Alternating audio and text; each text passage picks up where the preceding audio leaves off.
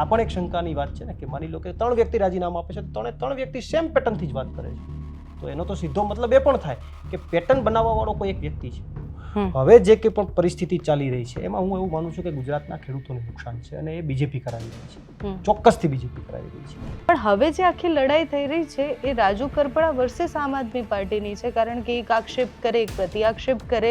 જો રાજુભાઈ અત્યારે જે સુફિયાની વાતો કરે છે કે એઆઈનો ઉપયોગ થયો અને એ એવું કહે છે કે વિસાવદર વખતે ખૂબ એઆઈનો ઉપયોગ થયો, તો એનો મતલબ તો એ કે જાણતા એમની પાસે માહિતી હતી, તો વિસાવદરની ચૂંટણી વખતે રાજુભાઈ ક્યાં ગયા હતા? તો એમણે મને જવાબમાં એવું કહ્યું કે પ્રવીણભાઈને ખેડૂતો નેતા તરીકે ખાલી આમ આદમી પાર્ટી બનાવવાનો પ્રયાસ કર્યો છે, બાકી પ્રવીણભાઈને એક યોજના પણ નથી ખબર ખેડૂતોને.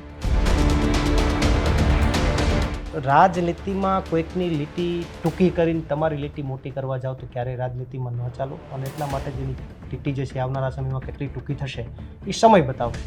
તમે એમ કહો છો કે મારી પાસે હજી માહિતી છે હું નથી આપતો, તેનો મતલબ તો થાય તમે જનતાને દ્રોહ કરો છો. તમારી પાસે માહિતી છે તો ખોલો ને.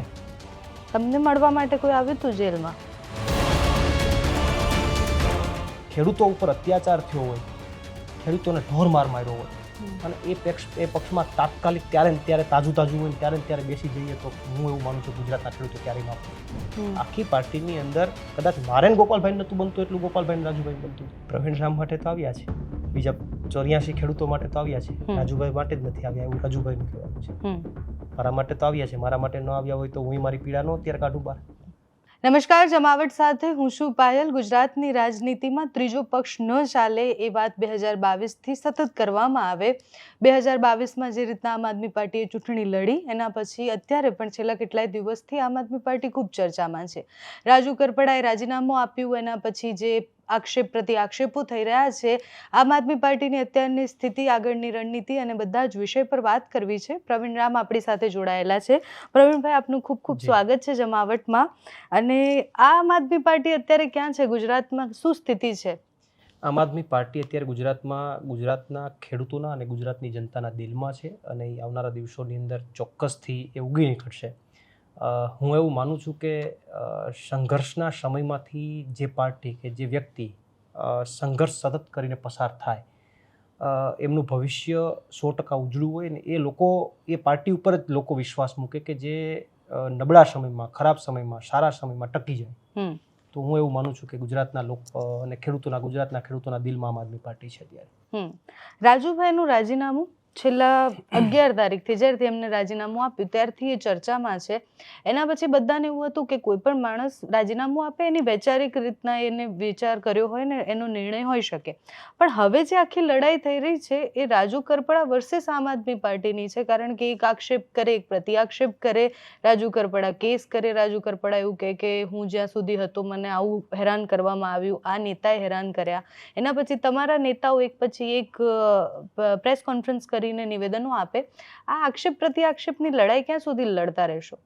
જો આ લડાઈ વાસ્તવની અંદર અત્યારે જે ચાલી રહી છે એ વાસ્તવની લડાઈ જ નથી. વાસ્તવની લડાઈ રાજુ કરપડા અને આમ આદમી પાર્ટીની નથી. વાસ્તવની લડાઈ જોવા જઈએ તો ક્યાંક ગુજરાતના ખેડૂતો અને બીજેપીની છે. એનું તમને કારણ કહું કે ખેડૂતોની જે લડાઈ ગુજરાતમાં શરૂ થઈ હળદળથી, ખેડૂતોનો એક અવાજ બુલંદ થયો, જે કંઈ કડદાકાંડની અંદર સરકારે ક્યાંક ને ક્યાંક લેખિતમાં આપવું પડ્યું, તો ખેડૂતોનો અવાજ બુલંદ બન્યો. ખેડૂતો માટે આમ આદમી પાર્ટીના નેતાઓ બહાર આવ્યા, લડાઈ વર્ષોથી ખેડૂતોએ આવા આંદોલનો તો જોયા, એ આંદોલનો ક્યાંક જોવા મળ્યા.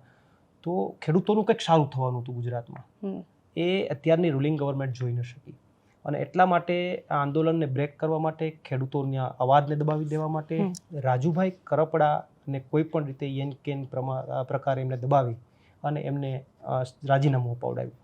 હવે જે કંઈ પણ પરિસ્થિતિ ચાલી રહી છે એમાં હું એવું માનું છું કે ગુજરાતના ખેડૂતોને નુકસાન છે અને એ બીજેપી કરાવી રહી છે, ચોક્કસથી બીજેપી કરાવી રહી છે. જે કંઈ રાજુભાઈ આક્ષેપ આપે છે કહે છે એ રાજુભાઈ પોતે એના નેચરલ નથી, કમલમમાંથી આવતા આક્ષેપો છે અને એ આક્ષેપોની અંદર આમ આદમી પાર્ટીએ તો આક્ષેપ થાય છે તો સ્વાભાવિક રીતે એના કાઉન્ટર રૂપે એમનો જવાબ આપવો જ રહ્યો. તો લડાઈ ક્યાંક ને ક્યાંક ગુજરાતના ખેડૂતોને નુકસાન થાય એ માટે બીજેપી અત્યારે આખી એમ માનો ને કે રાત દિવસ એક કરી રહી છે. આ લડાઈ ગુજરાતના ખેડૂતોની અને બીજેપીની છે અને આવનારા દિવસોમાં હું એવું માનું છું કે ગુજરાતના ખેડૂતો જીતશે. રાજુ કરપડાનું રાજીનામું એના પછી બહુ જ બધા સવાલો થયા. તમને પણ સ્પેશિયલી એટલે સવાલ કર્યા કારણ કે તમે એમની નજીક હતા ખૂબ. તમે સાથે જેલમાં ગયા, સાથે લડ્યા, બધું જ કર્યું. મેં જ્યારે એમની સાથે વાત કરી હતી, ઓનલાઈન ડિબેટ કરી હતી, ત્યારે મેં એમને એવું કહ્યું કે પ્રવીણભાઈ બી તમારી સાથે હતા. જો તમને તકલીફ પડી છે, તમારી માટે પક્ષ નથી લડ્યો, તો એમને પણ એ સ્વાભાવિક રીતના એવું લાગવું જોઈતું હતું. તો એમણે મને જવાબમાં એવું કહ્યું કે પ્રવીણભાઈને ખેડૂતો નેતા તરીકે ખાલી આમ આદમી પાર્ટીએ બનાવવાનો પ્રયાસ કર્યો છે, બાકી પ્રવીણભાઈને એક યોજના પણ નથી ખબર ખેડૂતોની. રાજુભાઈને એમની વિચારધારા મુબારક. રાજુભાઈનો જે દી આંદોલનમાં જન્મ નહોતો થયો તે દી પ્રવીણ રામનો આંદોલનમાં જન્મ છે. 2012થી ગુજરાતના લોકો માટે, ગુજરાતના ખેડૂતો માટે, ગુજરાતની જનતા માટે, ગુજરાતના યુવાનો માટે અનેક આંદોલનો કર્યા છે અને અનેક પરિણામો અપાવ્યા છે. એ ગુજરાતની જનતા જાણે છે. રાજુભાઈ રદિયો આપે તો એનાથી કંઈ મતલબ નથી અને રાજુભાઈ કહે તો એવો મેડલ અમારે રાજુભાઈની જરૂર નથી, 1%. રાજુભાઈ ખેડૂતો માટે જે કંઈ પણ લડ્યા એના માટે અમે આભાર માનીએ છીએ. ગુજરાતના ખેડૂતો માટે અવાજ તો ઉઠાવ્યો, પણ રાજનીતિમાં કોઈકની લીટી ટૂંકી કરીને તમારી લીટી મોટી કરવા જાઓ તો ક્યારેય રાજનીતિમાં ન ચાલો. અને એટલા માટે જેની લીટી જે છે આવનારા સમયમાં કેટલી ટૂંકી થશે એ સમય બતાવશે. અમારે નથી કહેવું, સમય બતાવશે. પણ એ એવું કહે છે કે કંઈ યોજનાની ખબર નથી, આ ખબર નથી. 14 દિવસ સુધી ઘેડના ગામડાઓમાં ખેડૂતના મારા આંદોલનો ચાલતા હતા. ઇકોઝોનની અંદર શું રાજુભાઈ આવ્યા હતા? ઇકોઝોનની અંદર વર્ષોથી 2016થી હું ઇકોઝોન અટકાવીને બેઠો હતો. ત્યાં રાજુભાઈનો શું રોલ છે? ઘેરના ખેડૂતોની અંદર હું કેટલા લાંબા સમયથી લડાઈ લડી રહ્યો છું. રાજુભાઈનો શું રોલ છે? ખાલી સભાઓમાં બોલી જવાથી કંઈ નથી થતું. ગ્રાઉન્ડ ઉપર ઉતરવું પડે. પ્રવીણ રામે 13 દિવસ સુધી ખેડૂતો માટે અન્નનો ત્યાગ કરેલો છે. પ્રવીણ રામે ખેડૂતો માટે 14 દિવસથી પગપાળા યાત્રા કરેલી છે અને એના શરીરને પીડા આપેલી છે. માત્ર ભાષણો કરવાથી કંઈ નથી થતું. હમણાં શનિવારના દિવસે એક પ્રેસ કોન્ફરન્સ થઈ જેમાં આમ આદમી પાર્ટીએ ઓડિયો વાયરલ કર્યા, મતલબ ઓડિયો સંભળાયા કે રાજુભાઈની ઓલરેડી વાત થઈ. એના પછી રાજુભાઈનો જવાબ આવ્યો કે તો એઆઈનો ઉપયોગ કરીને કેવી રીતના વિસાવદરની ચૂંટણી જીત્યા છે એ પણ ખબર છે, અત્યારે પણ એઆઈનો ઉપયોગ છે. ને એના પછી કેસ પણ થઈ ગયો અને તમારા પ્રવક્તા જે કરણ બારોટ છે એના સિવાય બીજા 2 લોકો જે પ્રેસ કોન્ફરન્સમાં હતા એની સામે પણ ગુનો નોંધાયો છે. જુઓ, રાજુભાઈ અત્યારે જે સુફિયાની વાતો કરે છે કે એઆઈનો ઉપયોગ થયો અને એવું કહે છે કે વિસાવદર વખતે ખૂબ એઆઈનો ઉપયોગ થયો, તો એનો મતલબ તો એ કે જાણતા હતા, એમની પાસે માહિતી હતી. તો વિસાવદરની ચૂંટણી વખતે રાજુભાઈ ક્યાં ગયા હતા? એઆઈનો ઉપયોગ થતો હતો, ખોટી વાત થતી હતી, પાર્ટીમાં એને એવું લાગતું હતું, તો પાર્ટીમાં તો ક્યાંક વાત કરવી જોઈએ ને. જાહેરમાં બળાપો ન કાઢે તો કાંઈ નહીં. ક્યાં ગયા હતા? અત્યારે જ કેમ એમને રાતે સપનું આવ્યું કે ઓહો એઆઈનો ઉપયોગ થયો છે? વાત રહી કે પહેલાં તો એમણે જે ફરિયાદ કરી અને તાત્કાલિક ફરિયાદ થઈ, એટલી બધી મેજર કલમો લાગી ચીટિંગ જેવી, જેમાં 7 વર્ષથી વધારે જેલની પ્રાવધાન છે, એવી કલમો લાગી. શું આ રાજુભાઈ આમ આદમી પાર્ટીમાં હોય અને હોત તો એટલી સ્પીડથી ફરિયાદ નોંધાત? આ ગુજરાતની જનતાએ વિચારવાની જરૂર છે. અને એ પણ છોડો, હું એમ કહું છું કે જે ફરિયાદ નોંધાણી તાત્કાલિક, એટલા બધા જે કંઈ પણ માની લો કે મેજર થયા, કાલ સવારે બીજેપી વાળો કોઈ મારી ઉપર આક્ષેપ કરશે, હું પ્રવીણ રામ એમ કહું છું કે હું ફરિયાદ નોંધાવા જઈશ. આ જ કલમ સેમ અને આ જ રીતે એફઆઈઆર જો પોલીસ નોંધે તો હું માનીશ કે ઓકે ન્યુટ્રલ વાત છે.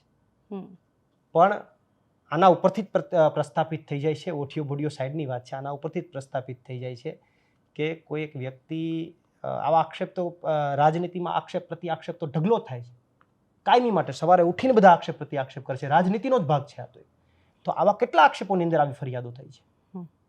તો રાજુભાઈના કહેવાથી સીધી ત્યાં ફરિયાદ થઈ જાય, આવી મેજર કલમો લાગે, એ જ પ્રસ્થાપિત કરે છે કે બેકઅપમાં કોણ છે. અને એ મારે કહેવાની પણ જરૂર નથી. ટૂંક સમયની અંદર જે દિવસે કેસરીઓ ધારણ થશે તે દિવસે શું જવાબ હશે?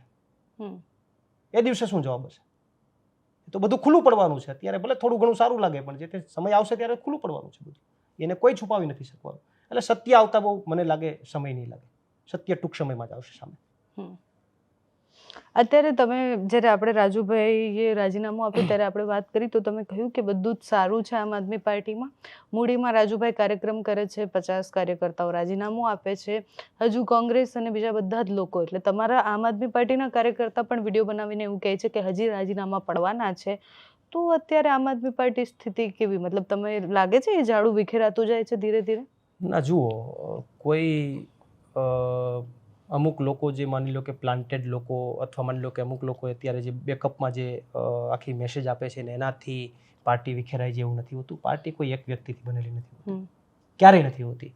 કોઈ 1 કે 2 વ્યક્તિથી પાર્ટી ક્યારેય વિખેરાઈ નથી જતી.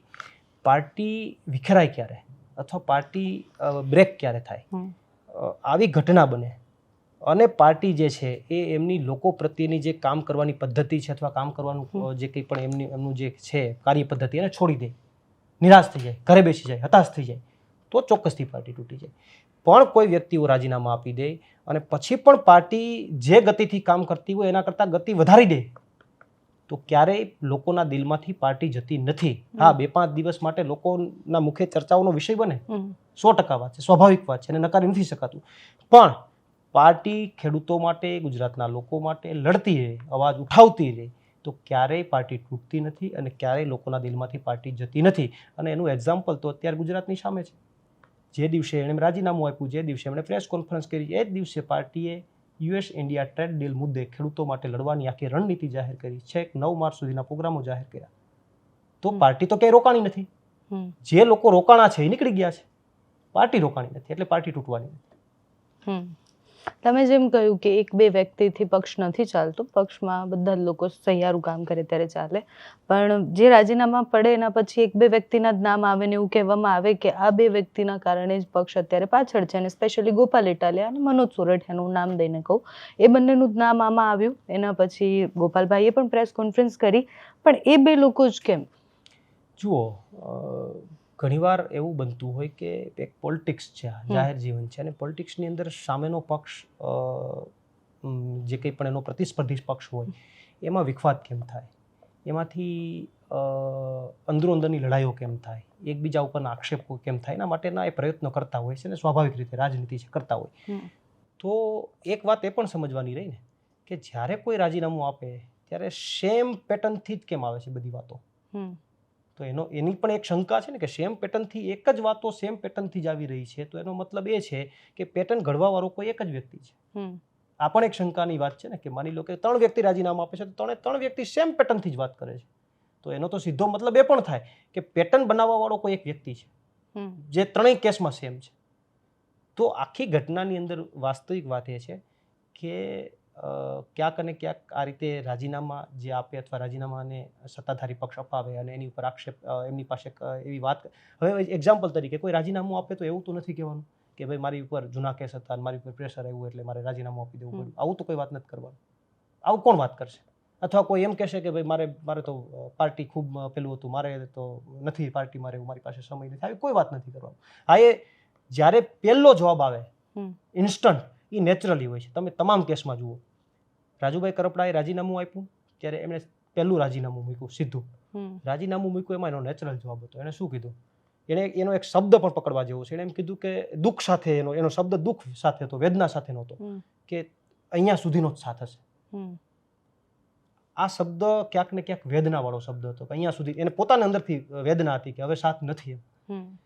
એમણે એમાં એવો ઉલ્લેખ કર્યો કે મારા પર્સનલ ઇસ્યુના કારણે હું આ દાયિત્વ નિભાવી શકું એમ નથી, એટલા માટે હું રાજીનામું આપું છું. એમાં એણે ઉલ્લેખ કર્યો કે હું પ્રદેશ નેતૃત્વ અને સ્ટેટ દિલ્હીનું નેતૃત્વ બંને મને પ્રેમ અને સન્માન આપ્યું, એ બદલ એનો આભાર માનું છું.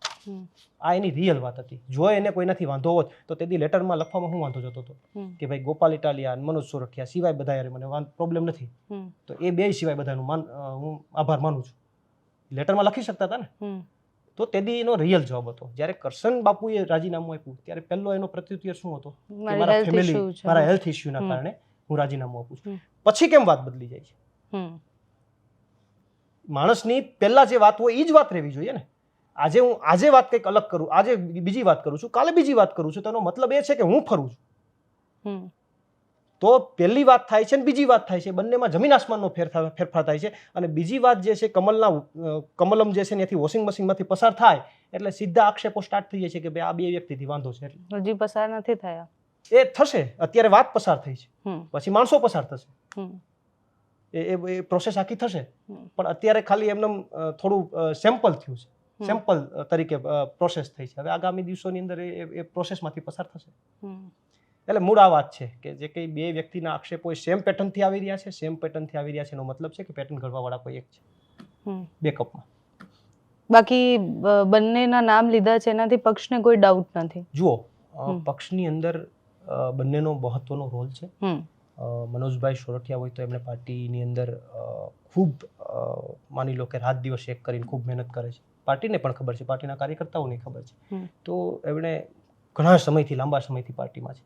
અને ખૂબ પ્રયત્નો કર્યા છે. અને ઇવન રાજુભાઈ હોય કે જે લોકો છોડીને ગયા એ લોકોય માને છે કે ભાઈ મનોજભાઈ જેવડી મહેનત કોઈ ન કરી શકે. બધા માને છે. ગોપાલભાઈ જે છે તો એમ બધા માને છે ભાઈ ગોપાલભાઈ પોલિટિકલી એંગલ એના ખૂબ સારા છે, એની સ્પીચ ખૂબ સારી છે, બોલવાની એના લોકો અત્યારે લોકો એના તરફ એટ્રેક્ટ છે, તો એ બધાને ખબર છે. અને ઇવન આમ આદમી પાર્ટીના તમામ કાર્યકર્તાઓને પૂછી લો રાજુભાઈ અને ગોપાલભાઈના ટાઈપ કેવા હતા. આખી પાર્ટીની અંદર કદાચ મારે ગોપાલભાઈ નતું બનતું એટલું ગોપાલભાઈ રાજુભાઈ બનતું હતું. આ વાસ્તવિક વાત છે, આ કોઈ નકારી શકાય એવી વાત નથી. રાજુભાઈના તમામ પ્રોગ્રામમાં ચોટીલામાં ગોપાલભાઈની હાજરી છે. જો એ ન બનતું હોય તો શું કામ હાજરી હોય? વિસાવદરની ચૂંટણીમાં રાજુભાઈની ટોટલી હાજરી છે. શું કામ? એ ન બનતું હોય તો શું કામ ત્યાં ગયા હતા? એ નહીં માણસ નતો ગમતો તો વિસાવદરની ચૂંટણીમાં શું કામ ગયા હતા? એટલે આ જ વસ્તુ ખબર પડી જાય છે કે ભાઈ આ તો બધું પહેલા જે છે એ અલગ વાત હતી અને હવે એમને પોતાને કદાચ નહીં ગમતું હોય આવા આક્ષેપો કરવાનું, પણ હવે ઉપરથી કહેવામાં આવે છે શું કરે. એટલે આ વાસ્તવિક વાત છે. રાજુભાઈના રાજીનામાની આખી વાત અને બધાની શરૂઆત એ જેલથી થાય છે. એટલે કે જેલમાં રહીને એમનું એવું કહેવું છે, જે આક્ષેપ કરે છે પ્રમાણે, કે મારા ખેડૂતો વધારે એટલે હેરાન થયા કારણ કે આમ આદમી પાર્ટીએ મારા પક્ષે સાથ ન આપ્યો, લીગલી સરખી રીતના ન લડ્યા. પાલભાઈએ જે તે સમયે હળદરમાં જ્યારે સભા કરી હતી કોંગ્રેસે, ત્યારે એમણે આવીને આક્ષેપ કર્યા જ હતા કે ત્યાં આમ આદમી પાર્ટીના લીગલ ટીમના કોઈ જ લોકો ન હતા, કોંગ્રેસના નેતાઓ ગયા હતા અને કોર્ટમાં જે પ્રોસેસ થઈ એ બધામાં કોંગ્રેસ હાજર હતી. એટલે એમણે તો એ સમયે કહ્યું હતું ને વિડીયો પણ અત્યારે ખૂબ વાયરલ થાય છે. તો આખો પ્રશ્ન એ લીગલ ટીમ પર અને ખેડૂતોને હેરાન કરવા માટે આમ આદમી પાર્ટીએ સરખી રીતના કામ ન કર્યું. ગોપાલ ઇટાલિયાની જે વાત કરીએ છીએ કે ચૈતર વસાવા જ્યારે જેલમાં હતા તો ગોપાલ ઇટાલિયા દોડીને ગયા હતા, પોલીસ સાથે સંઘર્ષ કર્યો હતો. તો એ ગોપાલ ઇટાલિયા અને બીજા લોકો કેમ આ ખેડૂતો માટે, રાજુ કરપડા માટે, પ્રવીણ રામ માટે ન આવ્યા? પ્રવીણ રામ માટે તો આવ્યા છે, બીજા 84 ખેડૂતો માટે તો આવ્યા છે, રાજુભાઈ માટે જ નથી આવ્યા એવું રાજુભાઈનું કહેવાનું છે. મારા માટે તો આવ્યા છે, મારા માટે ન આવ્યા હોય તો હું મારી પીડા નો અત્યારે કાઢું બહાર. પણ વાસ્તવિક વાત એવી છે કે ગોપાલભાઈની વાત કરીએ તો ગોપાલભાઈ 12 દિવસે હળદરની ઘટના બની એની આગલી રાત્રે 2 વાગ્યા સુધી રાજુભાઈના ઘરે હતા. બંને એ રાત્રે સભા પણ લીધી. એ પછી ગોપાલભાઈને એ દિવસે સાંજે રાજકોટ સભા પહેલાથી નક્કી થયેલી હતી. તો ગોપાલભાઈ ત્યાં ગયા, રાજુભાઈ હળદર આવ્યા. એ પછી ગોપાલભાઈની 13 થી 16 સુધી કન્ટિન્યુ પરીક્ષા હતી. 17 તારીખે બોટાદ, 17 કે 18 તારીખે અમે બોટાદથી જ્યારે ભાવનગર જેલમાં અમારે જવાનું હતું ત્યારે ગોપાલભાઈ ત્યાં ઉપસ્થિત હતા. ભાવનગર, બોટાદ ત્યાં ઉપસ્થિત હતા. એ પછી એ રાજકોટ જેલમાં પણ ગોપાલભાઈ મળવા આવેલા, પણ ત્યાંના તંત્રએ મળવા ન દીધા. એ જગજાહેર વાત છે, મીડિયામાં આવેલી વાત છે, કોઈ છુપાવી શકાય એવી વાત નથી. વાત એમણે કીધી લીગલ ટીમની. લીગલ ટીમની અંદર હું એનો સાક્ષી છું. રાજુભાઈ જે પ્રમાણે અમને જે વકીલ મુલાકાત આવતી હતી એમાં રાજુભાઈ જે પ્રમાણે અહીંયાથી મેસેજ અંદરથી આપતા હતા જેલમાંથી કે આ જ વકીલને હાયર કરવાના છે, તો પાર્ટી એ જ વકીલને હાયર કરતી હતી. રાજુભાઈ એમ કીધું કે હૃદય બુચને જ હાયર કરવાના છે, તો પાર્ટી એ જ કર્યું. રાજુભાઈ એવું કીધું કે સુપ્રીમ કોર્ટના સારા વકીલ જ રાખવાના છે, તો સુપ્રીમ કોર્ટમાંથી 2 સારા વકીલ પાર્ટીએ એપોઇન્ટ કર્યા. અને ઇવન સેશન કોર્ટમાં પણ વિડીયો મારફત અથવા રૂબરૂ સુપ્રીમ કોર્ટના વકીલ અમારા કેસ લડવા માટે આવતા હતા. તો એ એવું કહે છે કે લીગલ ટીમ હાજર નહોતી રહેતી. વાત તો એ છે, અત્યારે સમજવાની વાત તો એ છે, દ્વિધા તો એ છે કે 108 દિવસ શું કામ થયા? 108 દિવસ થવાનું કારણ શું? કારણ વકીલ નહોતા. કારણ એ હતું કે પોલીસે એફિડેવિટ રજૂ કરવું પડે, પોલીસ જ નહોતી હાજર રહેતી. સેશન કોર્ટમાં લાસ્ટમાં મને યાદ છે જ્યારે મારા 6 વ્યક્તિના કે 7 વ્યક્તિના જામીન બાકી હતા ત્યારે તમે બધા જાણો છો, મીડિયાને ખબર છે વાતની, કે 7 વ્યક્તિના જામીન બાકી હતા ત્યારે 3 તારીખો પડી હતી. 2 તારીખમાં પોલીસે એફિડેવિટ જ નથી રજૂ કર્યું. પોલીસ એફિડેવિટ રજૂ ન કરે તો વકીલ શું કરે? તો પોલીસ એફિડેવિટ નથી રજૂ કર્યું, એ કોણે નથી કરવા દીધું? બીજેપીએ. એ કોઈ થોડો આમ આદમી પાર્ટી કે ગોપાલ ઇટાલિયાના કહેવાથી એમ કીધું, પોલીસને કીધું નથી જવાનું, પોલીસ માની જતી હોય તો ભયો કહેવાય, તો સરકાર બનાવવાની ક્યાં જરૂર છે? એ બીજેપીના કહેવાથી પોલીસ હાજર નથી રહી. અને એના કરતાં વિશેષ છોડીએ સાહેબ, બીજી બધી વાતો છોડીએ, મારું તો એટલું જ કહેવાનું છે. એ જે કંઈ પણ વાતો કરે છે, હવે હું કહું કે અરવિંદ કેજરીવાલ જેવા આ પાર્ટીના સુપ્રીમો અમને મળવા માટે, મને રાજુભાઈને મળવા માટે રાજકોટ 1 દિવસ સુધી રોકાતા હોય, એટલી માથાકૂટ કરે, અમારા બંનેના સમર્થનની અંદર સુરેન્દ્રનગરમાં એક મોટો કાર્યક્રમ કરે, મોટા ખર્ચાઓ કરે, આ બધું ભૂલી જઈએ, કાંઈ વાંધો નહીં, ચાલો રાજુભાઈ ભૂલી ગયા, ઓકે. પણ એ કેમ ભૂલાય કે હળદરની અંદર જે ખેડૂતોને ઢોર માર માર્યો, રાજનીતિ છોડો, બધું છોડો, બધા સ્વાર્થ છોડી દઈએ, આક્ષેપ છોડી દઈએ, પ્રતિ આક્ષેપ છોડી દઈએ, બધું છોડી દઈએ. હળદરની અંદર જે ઘટના બની એ રાજુભાઈને ખબર છે કે એમાં કંઈ મારો કે રાજુભાઈનો કોઈ રોલ નહોતો, કે ખેડૂતોનો કોઈ રોલ નહોતો. છતાં પણ ઘરમાં ઘૂસીને જે ખેડૂતોને માર્યા, અને એ હદે માર્યા કે આપણે જોઈએ તો અત્યારે પણ આપણને ક્યાંક ને ક્યાંક આક્રોશ આવી જાય. વડીલોને ન છોડ્યા, નાના બાળકોને ન છોડ્યા. એક 75 વર્ષના બાબાને બ્લડ કેન્સર હતું, એને જેલમાં નાખી દીધા. 1.5 વર્ષ સુધી એને જેલ કાપી, 1.5 મહિના સુધી એમને જેલ કાપી, સોરી. તો આજે ખેડૂતો સાથે આવો અત્યાચાર કર્યો, એ ભાજપ સાથે અત્યારે એની સાથે પ્રેમ થઈ ગયો. અત્યારે એની સાથે એના માટે એનું કેમ ઘસાતું ક્યાંય બોલવામાં નથી આવતું? રાજુભાઈ અત્યાર સુધી કેમ બીજેપીનું એક પણ વાક્ય ઘસાતું? ઓકે, હાલો આમ આદમી પાર્ટીમાં એને પ્રોબ્લેમ થયો માની લો, હાલો એને એકને થયો, અમને નથી થયો, હાલો માની લઈએ, ઓકે, સ્વીકારી લો. તો હળદરની અંદર બીજેપીએ એની સાથે જે કંઈ કર્યું ખેડૂતો સાથે, તારીખોમાં પોલીસ હાજર નથી રહી, આ બાબતે રાજુભાઈના મોઢામાંથી એક શબ્દ કેમ નથી નીકળ્યો હજી સુધી?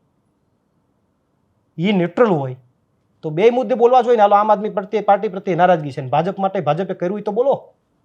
એણે જે પાપ કર્યું છે, એને જે ખેડૂતોને હેરાન કર્યા છે, ખેડૂતોને માર માર્યો છે, તારીખોમાં હાજર નથી રહ્યા, એમાંથી તો એક શબ્દ હજી સુધી નથી આવ્યો. એનું કારણ શું?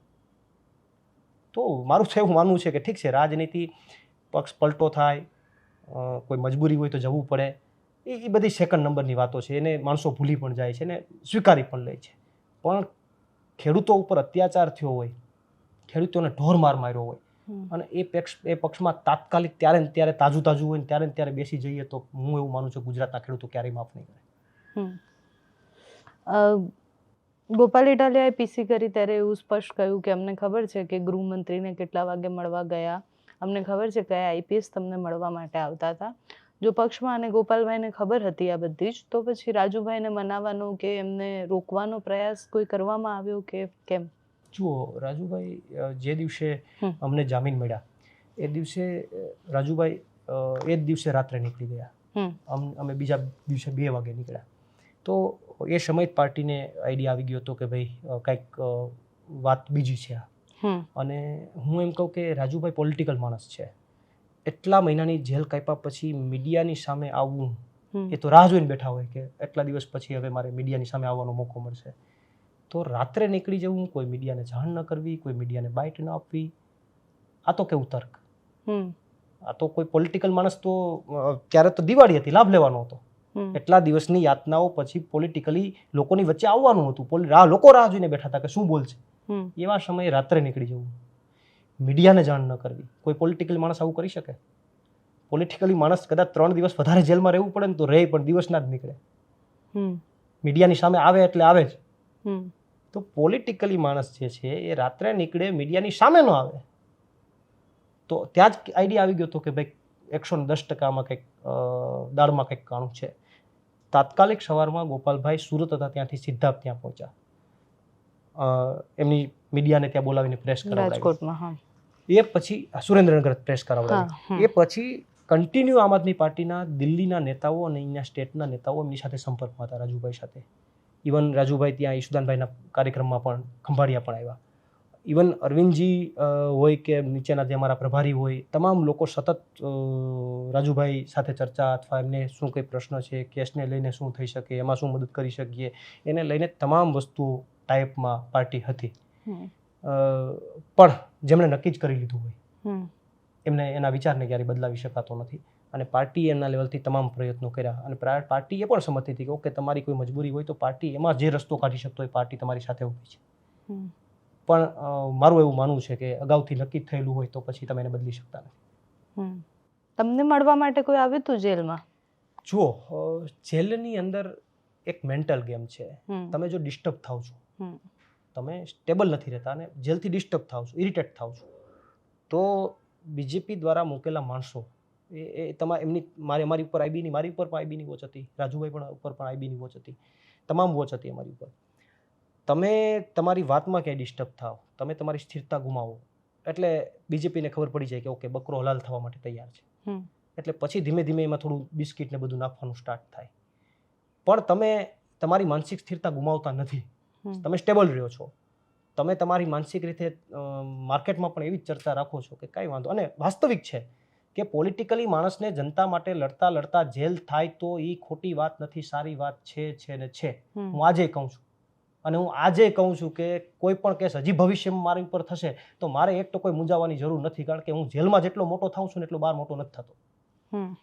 ડરાવવાની જરૂર નથી. મને ત્યાં ફાંસીએ તો નથી ચડાવી દેવાના, મને મારી તો નથી નાખવાના. જેલ કરશે. આ 4.5 મહિનાની જેલમાં મને એટલી ખબર છે કે લોકોના દિલમાં પ્રવીણ રામ કેટલો મોટો થયો છે, એનું પોલિટિકલી આઉટપુટ મને ખબર પડે છે. હું પોલિટિકલ માણસ છે તો મારું કેલ્ક્યુલેશન એ જ હોવું જોઈએ કે ભાઈ લોકોના દિલમાં મારું સ્થાન કેટલું બન્યું. તો જેલથી ફેર જ ન પડવો જોઈએ. મને નથી ફેર પડતો. કદાચ જેલ થાય તો હું તો એને મારા માટે મારી પોલિટિકલ લાઈફ માટે સારા સંકેત માનું છું. લોકો માટે લડતા લડતા જેલ થાય તો હું તો એવું માનું છું કે મારી પોલિટિકલ લાઈફ માટે સારા સંકેત છે. તો હું મેન્ટલી ડિસ્ટર્બ જેલમાં નથી થયો 1% પણ, કારણ કે મેં 10-12 વર્ષ તો લુખે લુખી હોસ્ટેલ કાપી છે. તો હોસ્ટેલ ને જેલમાં કંઈ લાંબો ફેરફાર નથી. તો હોસ્ટેલ કાપી છે એટલે મને કંઈ જેલથી મારી સ્થિરતામાં 1%નો ફેરફાર ન થયો. મેં મારી સ્ટેબિલિટી ન ગુમાવી. મેં મારા સમયની એક્ટિવિટીમાં ડાયવર્ટ કર્યો. રીડિંગ સ્ટાર્ટ કર્યું એટલે મને ઘણું બધું નોલેજમાં વધારો થયો. એક્સરસાઇઝ કર્યું તો મને મારી ફિઝિકલ હેલ્થમાં મને ઘણો ફાયદો થયો. તો મારી સ્ટેબિલિટીમાં કોઈ ફેરફાર નહોતો. એટલે એમાંથી તો તમને 10 વ્યક્તિઓ મળવા આવતા હોય, તમારા કોઈ જાણીતા વ્યક્તિ પણ તમને મળવા આવતા હોય, કર્મચારીમાંથી પણ કોઈ તમને મળવા આવતા હોય. એમાં કોણ બીજેપી તરફથી તમને ચેક કરવા આવે છે એ તમારી પાસે મીટર ન હોય તમે નક્કી કરી શકો. પણ મારી વાત બધાની સામે મજબૂત હતી. એટલે કોઈએ હવે એ તો કેવું છે કે તમે કે સીધે એમ ન કહી દે કે ભાઈ આલો આવી જાઓ બીજેપીમાં, સીધું નાતરું ન નાખી દે. પેલા તો ચેક કરે કે ઢીલા પડ્યા છે કે નહીં. અમે ઢીલા જ નતા પડ્યા તો નાતરું ક્યાં નાખે? તમારી સામે રજૂઆત છે નહીં કરે, પ્રપોઝલ છે નહીં મૂકે. અમારે ઢીલાસ જ નથી. અમને તો એમ જ થતું હતું કે હજી કાંઈ વાંધો નહીં, થોડુંક વધારે રહેવું પડે તો એટલા હજુ વધારે મોટા થશું પોલિટિકલી. અમે તો એને બેનિફિટ માનતા હતા. એટલે બેનિફિટ માનતા હતા તો અમને કંઈ પ્રોબ્લેમ નહોતો. અને અમને કોઈ એવું પણ બની લો કે કીધું હોત કે હજી તમારી ઉપર બીજો કેસ થશે તો મને કોઈ વાંધો નહોતો. મારી ઉપર કોઈ બીજો કેસ કરે એક્ઝામ્પલ તરીકે તો હજુ હું પોલિટિકલી લોકોને ખબર પડે જ ને કે ભાઈ ખોટી રીતે આને પરેશાન કરી રહ્યા છે. અને એમની અંદર તો પછી કોમ્યુનિટી અથવા બીજા લોકો પણ સમર્થનમાં આવે. તો વાત એ છે કે માનસિક સ્થિરતા આખી હું એવું માનું છું કે જેલની અંદર જે કંઈ પણ પ્રોસેસ થાય છે એ આખી સાયકોલોજીકલ ગેમ છે. અને એમાં જો તમે અડક રહ્યો છો, તમને એવું નથી ખાલી અડક જ રહેવાનું. હું અંદરથી પણ અડક હતો, કારણ કે મને ખબર હતી કે આમાં મને નુકસાની નથી, નફો જ છે. તો નફો હોય ત્યાં ડરવાનું શું કામ? તમને નુકસાની હોય તો ડર હોય, નફો હોય ત્યાં શેનું ડરવાનું? એટલે મારા ખ્યાલથી ચોક્કસથી મારી આજુબાજુ આવ્યા હશે મને ચેક કરવા માટે, પણ પ્રપોઝલ નથી મૂકી શક્યા.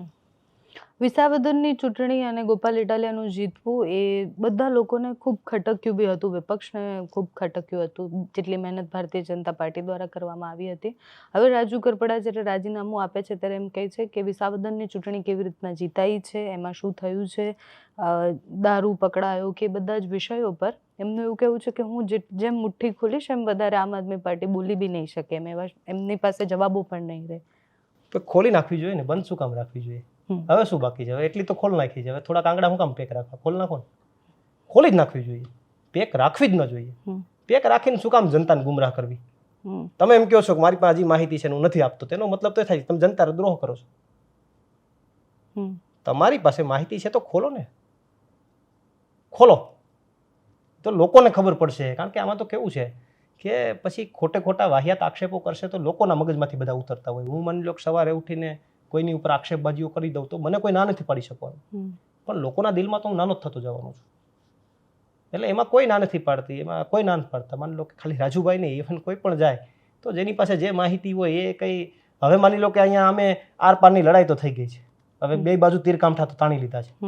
હવે તીર કામઠા તાણીને એમ કે હવે હું તીર નહીં છોડું, એનો મતલબ છોડી દો ને તીર. જે વિંધાવાનો છે માની લો કે જે કંઈ પણ થવાનું હોય, બરાબર. વાત એ છે કે આ ખાલી પ્રેશર ટેકનિક છે. હું આમ કરીશ, એવું ના હોય. જે તમારી પાસે માહિતી, તો અત્યાર સુધી માની લો તમે એમ કહો છો કે માહિતી જે છે હું જે ખોલી દઈશ, તો અત્યાર સુધી તો ખોલી નાખી છે ઘણી બધી. તમે એમ કહો કે આમ થયું તેમ થયું તેમ થયું, આક્ષેપો ખોટા આક્ષેપો તો ઘણા બધા કર્યા છે. હજી બીજા 10 કરો ને આક્ષેપો.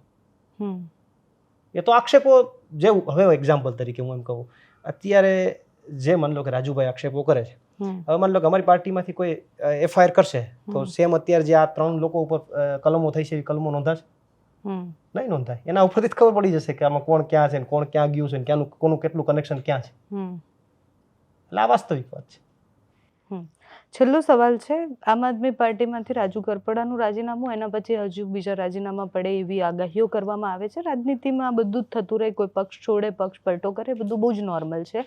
પણ 2022ની ચૂંટણી જોઈએ તો આમ આદમી પાર્ટીની સ્થિતિ એ હતી કે બહુ જ બધા વિસ્તારોમાં આમ આદમી પાર્ટી સેકન્ડ નંબર પર હતી, કોંગ્રેસ થર્ડ પર હતી. તો આમ આદમી પાર્ટી 27 માટે ડેમેજ કંટ્રોલ કરી શકશે? કારણ કે રાજુ કરપડાના ગયા પછી કોંગ્રેસ પણ ખૂબ એક્ટિવ બહુ પહેલાંથી થઈ ગઈ છે 2027 માટે. ભારતીય જનતા પાર્ટી અને કોંગ્રેસ બંને રાજુ કરપડાને લેવા માટે આમંત્રણ પણ આપ્યું. તો એવા બહુ બધા નેતાઓ હશે કે જે હજી પણ તૂટશે. તો ડેમેજ કંટ્રોલ આમ આદમી પાર્ટી કેવી રીતના કરશે? જુઓ, મારું એવું માનવું છે કે પોલિટિકલ લાઈફની અંદર જે કોઈ પણ વિપક્ષ હોય એમને આ પરિસ્થિતિમાંથી પસાર થવું જ પડે. XYZ કોઈ પણ વિપક્ષ, જ્યારે બીજેપી વિપક્ષમાં હતી ત્યારે એમને પણ આ પરિસ્થિતિમાંથી પસાર થવું પડ્યું હતું.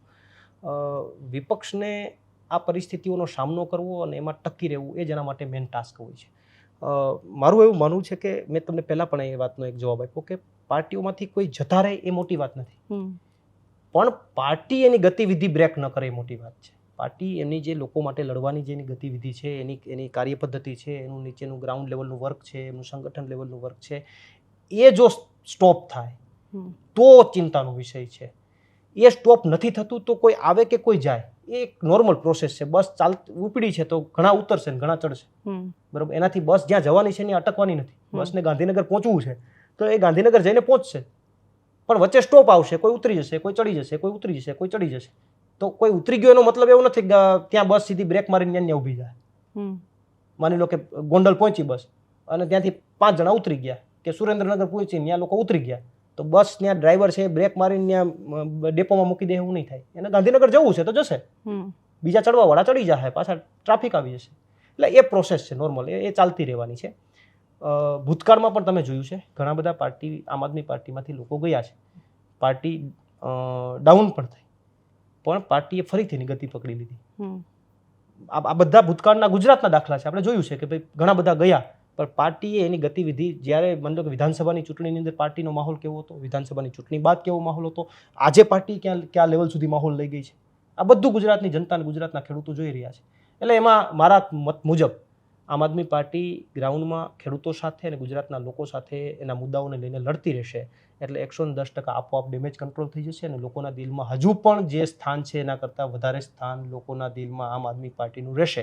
અને અંતમાં માત્ર ને માત્ર રાજુભાઈ કરપડાને મારા તરફથી એક સંદેશ આપું છું કે અમારી કોઈ વ્યક્તિગત લડાઈ નથી, એ વૈચારિક વસ્તુ છે. ન ફાવ્યું જતા રહ્યા, ઓકે, કોઈ વાંધો નહીં. આમ આદમી પાર્ટીનો પણ આ સ્ટેન્ડ છે, કોઈ વાંધો નહીં, XYZ. પણ અમે એટલું તો અપેક્ષા રાખીએ કે રાજુભાઈ કરપડા જે ખેડૂતો માટે લડાઈ લડતા હતા, જે અધિકારીઓ સામે તાકાતથી બોલતા હતા, એ જ જ્યાં પણ જાય, કેસરીઓ કરે, બીજું કંઈ કરે, ત્રીજું કરે, જે કંઈ પણ કરે, અમારી એટલી અપેક્ષા છે કે રાજુભાઈ જે એની પાસે જનૂન હતું એ જ તાકાતથી ગુજરાતના ખેડૂતો માટે અને અધિકારીઓ સામે એ જ તાકાતથી જો એ લડતા દેખાય તો અમને સારું લાગશે. Thank you so much Pravinbhai, તમે અમારી સાથે જોડાયા એ બદલ.